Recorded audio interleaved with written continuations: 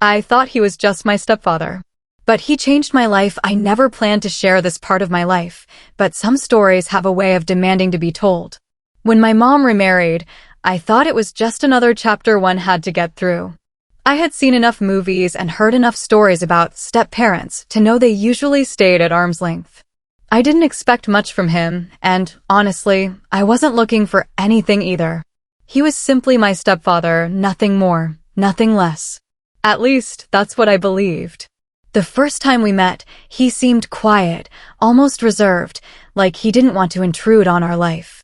I appreciated the space, but deep inside, I kept wondering if he was judging me, if he thought I was too stubborn or too closed off. Our conversations were short, polite, and safe. I didn't know then that beneath that calm exterior was someone who would quietly begin to change everything I thought I knew about family, trust, and love. It started with little things: a ride home from school when it rained, staying up late to help me finish a project, remembering the small details about my day when no one else seemed to notice. I told myself not to read too much into it. Maybe he was just trying to be nice for my mom's sake. But as days turned into weeks, I began to sense something different. He wasn't just filling a role, he was showing up in ways I didn't even know I needed. Still, I didn't fully let my guard down. There was one night, though, a moment that changed everything between us. A moment that made me question everything I thought I understood about who he was and who I was becoming because of him. And that night is where our real story begins. That night, the rain was coming down harder than I'd seen in months. The streets outside were slick and glistening under the dim yellow streetlights. I was sitting in my room, headphones on, trying to drown out the sound of my thoughts when there was a soft knock at my door. It wasn't my mom's knock, I could tell by how gentle it was. It was him, my stepfather. He stepped in, holding 2 mugs of hot chocolate. "Thought you might need this," he said with a small smile. I wanted to brush it off, act like I didn't care, but something about the way he set the mug down beside me, careful, almost like he didn't want to break something fragile, made me pause. We didn't talk much at first. He just sat there, listening to the rain with me. Over the next few weeks, I started noticing details I'd ignored before. He'd leave sticky notes on the fridge with little reminders like, "Good luck on your test," or "Don't forget your lunch." He remembered things about my life most people didn't bother to ask twice about.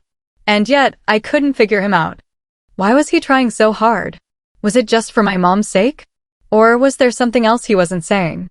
One afternoon, I overheard him talking quietly to my mom in the kitchen. His voice was low, serious, but I couldn't make out all the words. The little I caught made my chest tighten. Something about promises and not letting her go through it alone again. I had no idea who her was. Was it me? Or someone else from his past? That question stuck with me, like a puzzle piece I couldn't place. The more I thought about it, the more I realized how little I actually knew about him.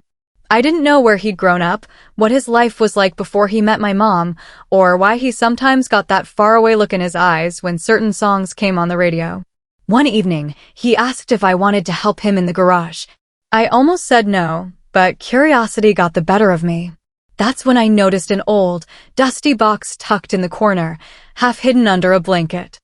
The way he glanced at it, and then quickly looked away, told me there was more to his story than he'd ever let on. And I couldn't shake the feeling that whatever was in that box might finally reveal the truth about the man I thought was just my stepfather, but maybe wasn't. I couldn't stop thinking about that box. Even while we worked in the garage, passing tools back and forth, my eyes kept drifting toward it. It wasn't big, just a plain, worn cardboard box, but it seemed to carry a weight that didn't match its size. My stepfather avoided it like it didn't exist, focusing instead on tightening bolts and wiping grease from his hands. But every so often, I caught him glancing at it when he thought I wasn't looking. That night, I lay awake replaying everything I knew about him. The sticky notes. The late-night talks. The promises I'd overheard in the kitchen. It was like there was this invisible thread tying all those moments together, and that box was at the center of it. The next weekend, my mom had to work late, leaving just the 2 of us at home. He asked if I wanted to watch a movie, but I wasn't in the mood. Instead, I asked about his past, where he grew up, what his childhood was like. He answered some questions, but his responses felt edited. Like there were chapters he was skipping. When I asked if he had brothers or sisters, he hesitated just a little too long before saying, "No, it was just me." Later that night, while he was in the kitchen, I walked into the garage. I told myself I wasn't going to open the box, just look at it. But standing in front of it, I noticed a corner of the blanket pulled back, revealing a faded label with handwriting I didn't recognize. It wasn't his handwriting. And it wasn't my mom's either. Before I could process it, I heard his footsteps behind me. He didn't raise his voice, but there was a sharpness in the way he said my name. "That's not something you need to see," he said quietly. His eyes didn't look angry, they looked pained. Almost like I'd touched an old wound. From that night on, the air between us felt different. He still left the notes, still asked about my day, but there was something guarded in his voice now, as if he was afraid I might stumble onto something he wasn't ready to share. And the strangest part was, I wasn't sure if I wanted to know the truth, or if the truth might change everything I thought I knew about him forever. After that night in the garage, I couldn't look at my stepfather the same way. It wasn't that I didn't trust him, it was that I didn't understand him. Every smile, every small act of kindness now felt layered with something unspoken. The box had become more than just a curiosity. It was like a locked door in the middle of our house that I wasn't allowed to open. And the more he tried to keep me away from it, the more I needed to know why. One evening, I came home earlier than usual. The garage light was on, and I could hear faint music playing inside. I crept closer and saw him sitting on the floor with the box open in front of him. Papers, old photographs, and a few small objects were scattered around. He was holding something in his hands, a necklace with a small charm, and staring at it like it held 1,000 memories. I didn't dare move or speak. But just then, he looked up, and our eyes met. He closed the box in one swift motion and stood up, brushing it off like nothing happened. That moment burned into my mind. He didn't get angry, but there was a heaviness in his voice when he said, "Some stories aren't ready to be told yet." I wanted to ask what he meant, but the way he walked past me made it clear the conversation was over. Over the next few days, I noticed little changes in him. He seemed distracted, like he was carrying the weight of two lives, one I knew about and one I didn't. When my mom mentioned that he'd been getting phone calls late at night, my stomach tightened. I started wondering if the box and those calls were connected. One Saturday, my mom went to visit a friend, leaving me alone with him again. We sat in the living room, the air thick with unspoken words. Finally, I asked, "Why don't you want me to know what's in the box?" For a long time, he didn't answer. Then, in a voice so low I almost missed it, he said, "Because once you know, you can't unknow it. And I'm not sure you're ready." It should have been enough to make me stop, but it wasn't. That night, I couldn't sleep. The sound of rain against the window felt like a clock ticking down to something inevitable. I got up, walked quietly to the garage, and stood in front of the box again. My heart was racing so fast I could hear it in my ears. I reached for the blanket covering it, my fingers brushing the rough cardboard underneath. Just as I started to lift it, the door behind me creaked open. His voice came from the shadows, not loud, but steady. "If you open that box, everything changes." I froze. The room seemed smaller, the air heavier. I could feel his eyes on me, waiting. And in that moment, I realized whatever was inside wasn't just his past, it was about to become mine too. I stood there, my hand frozen midair, the blanket half slipped from the box. His voice hung in the air like smoke, heavy and impossible to ignore. I turned to face him, expecting anger, but what I saw in his eyes was something else entirely: fear. Not the kind you feel when you're caught in a lie, but the kind that comes when you're standing on the edge of something you can't undo. Before I could speak, he walked past me, knelt down, and pulled the blanket all the way off the box himself. "If you're going to see it," he said quietly, "then you'll see all of it." He opened the flaps, but instead of showing me right away, he pulled out a single envelope. It was thick, sealed, and had my name written on it in that same unfamiliar handwriting I'd noticed before. My stomach dropped. "Who wrote this?" I asked. He didn't answer right away. Instead, he took a deep breath and said, "Someone who wanted you to have it when the time was right." I wasn't sure if that time would ever come.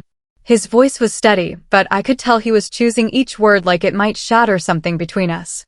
I held the envelope in my hands, feeling the weight of it. Inside, I could hear papers shifting, maybe even photographs. Part of me wanted to rip it open right then, but part of me was terrified of what it might say. "Why no?" I whispered. "That phone call I got last week, it wasn't the first one. And it won't be the last," he said. "Someone's looking for you." The room seemed to tilt slightly, like the ground wasn't steady anymore. My mind spun with questions. Who? Why? What could they possibly want with me? He started to explain, but then he stopped abruptly, his head turning toward the sound of a car pulling into the driveway. The headlights flashed briefly through the garage window. We both knew my mom wasn't supposed to be home yet. He moved quickly, closing the box and shoving it back into the corner, the envelope still in my hands. "Not a word," he said sharply, though his eyes softened a moment later. "Please, trust me." I tucked the envelope into my jacket pocket just as footsteps approached the side door. The knock that came was slow, deliberate, and somehow wrong. My stepfather's entire posture changed, his shoulders tensed, his jaw tightened. "Stay behind me," he murmured, his tone lower than I'd ever heard it. I didn't know who was on the other side of that door, but I knew one thing for certain: this was no ordinary visit. And whatever was about to happen, it was connected to that box, that envelope, and a truth that had been chasing us long before I ever knew it existed. The knock came again, louder this time. My stepfather's hand hovered over the doorknob, his eyes flicking to me for a split second as if making sure I wouldn't run. He opened it just enough to reveal a man in a dark coat, his face partly hidden by the shadow of the porch light. "Long time," the man said, his voice calm but carrying a weight that made my stomach knot. "This isn't a good place for this," my stepfather replied, his tone measured.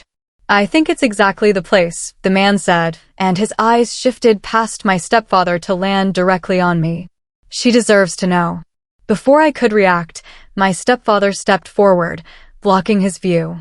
"She knows enough," he said, but there was a strain in his voice I'd never heard before. The man reached into his coat and pulled out a photograph. He held it out.